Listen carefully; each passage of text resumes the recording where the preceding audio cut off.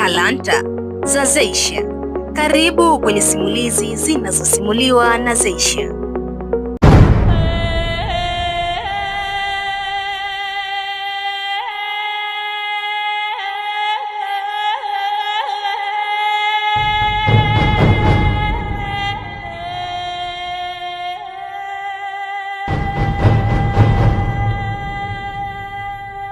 Hizi si video za AI, hizi ni za kweli kabisa. Tazama watu wanapoteseka, miundombinu inavyoharibika.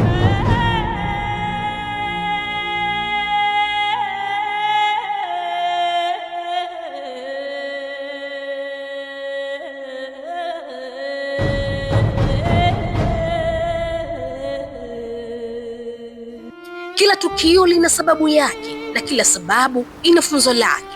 Karibu tena kwenye Talanta za Zeysha, mahali ambapo tunachambua dunia kwa undani na kujifunza mambo yanayotokea katika maisha yetu ya kila siku.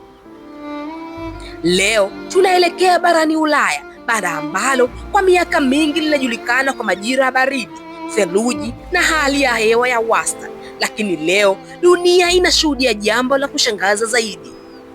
Joto kali limeongezeka kwa kiwango kisicho cha kawaida. Katika baadhi ya maeneo hali joto imezidi nyuzi 40. Watu wanashindwa kutoka majumbani, moto wa misitu inaongezeka na hata miundombinu inaharibika.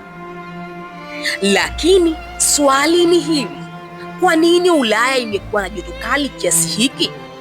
Je, ni tukio la kawaida au ni ishara ya jambo kubwa zaidi? Mara nyingi ukiona moshi mzito, ujue kuna moto mahali. Sababu ya kwanza ni mabadiliko ya tabia ya nchi. Kwa miongo mingi, binadamu wamekuwa wakichoma mafuta, makaa ya mawe na gesi kwa matumizi ya viwanda, magari na uzalishaji wa umeme.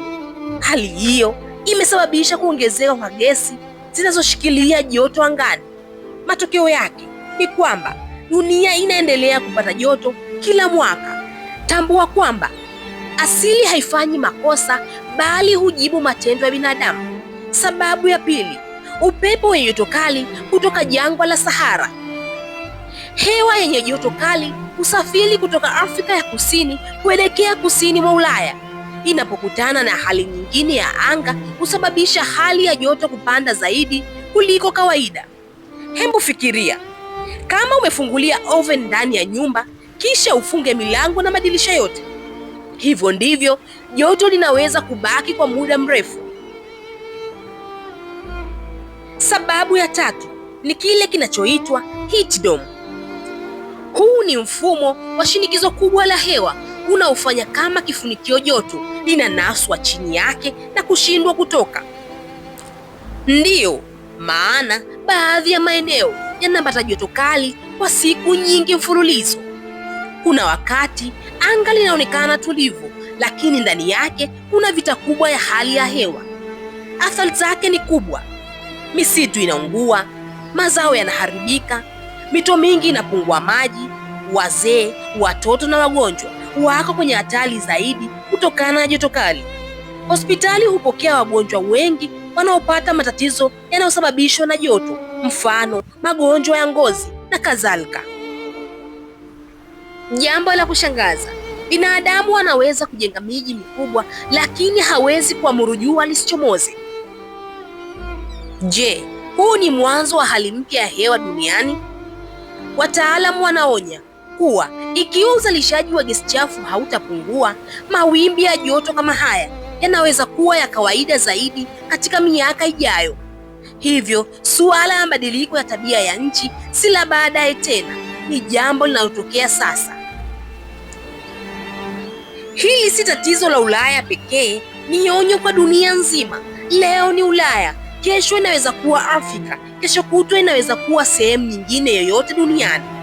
Dunia ni nyumba yetu sote, hivyo tutunze mazingira.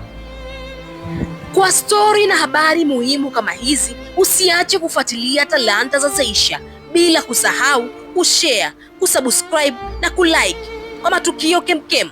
Na maliza kwa kusema, babu yangu aliwahi niambia, nami nakwambia wewe rafiki yangu, kabla ya mambo yote Mtangulize kwanza Mungu. Ulikuwa nami Zeysha.